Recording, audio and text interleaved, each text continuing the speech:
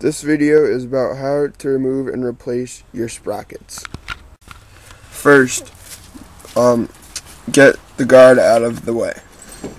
It's easier to unbolt it, but just do that.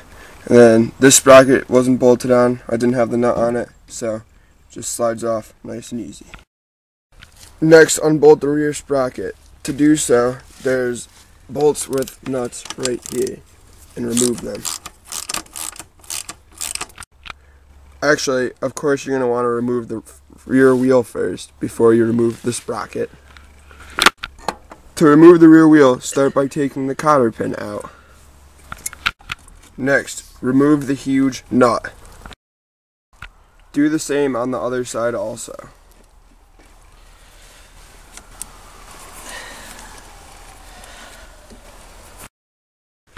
After everything is loose and you have removed the nut, pull the bolt out.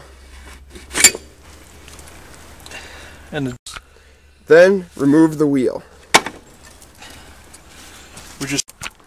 Now that you have dropped the wheel down, it is easier to remove the sprocket.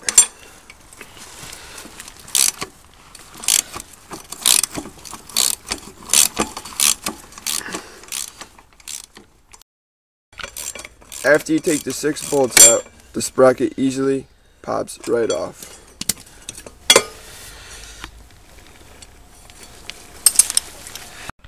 These are the old sprockets and chain off of the bike. The teeth on the sprockets were junk. The chain had stretched and everything stopped rolling on it.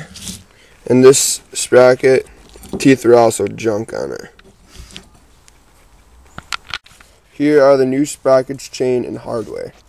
A nice new aluminum PBI sprocket. It's 52 teeth.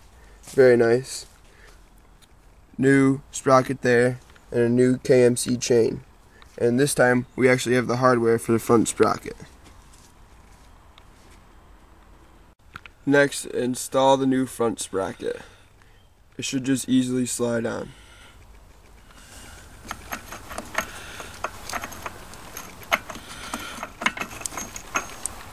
Then, put on the new washer and thread on the new nut.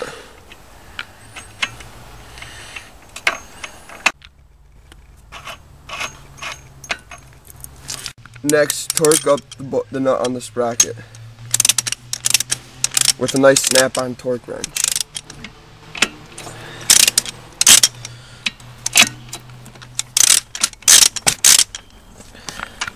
Now, put on the new sprocket on the rear wheel.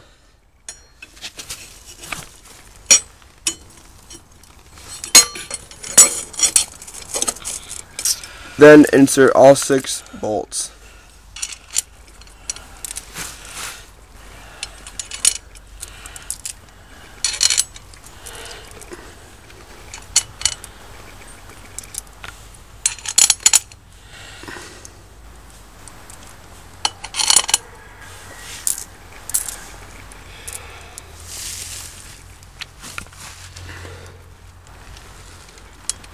If you can, use nylock nuts.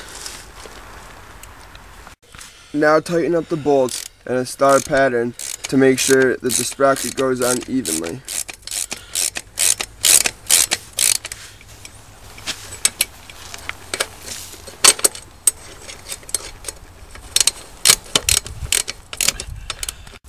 Once you have all 6 bolts tightened, you must now reinsert the wheel.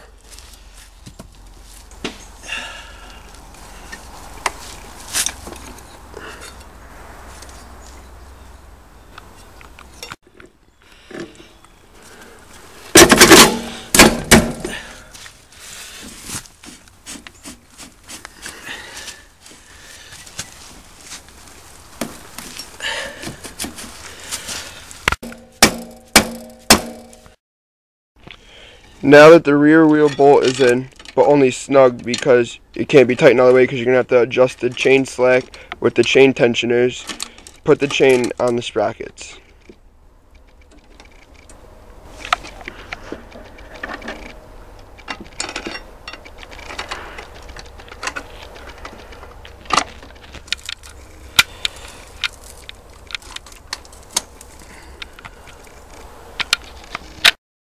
Now you have to put the chain master link together.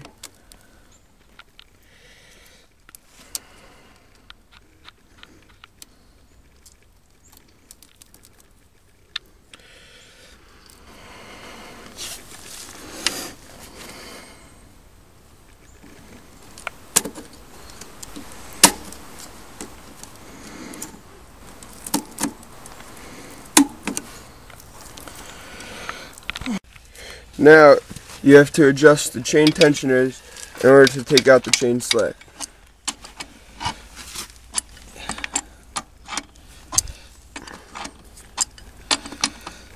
You should have an even amount of turns on each chain tensioner.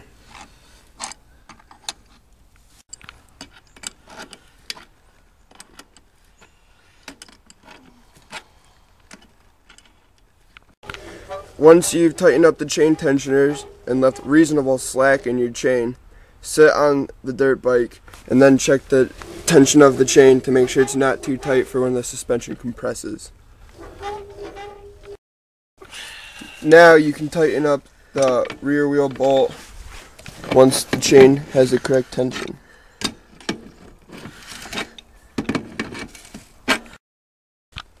Next, put the cotter pin back in.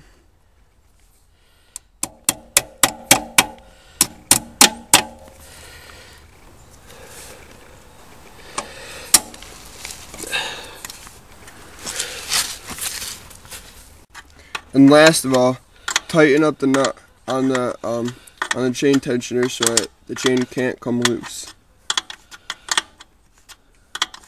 Do this on both sides.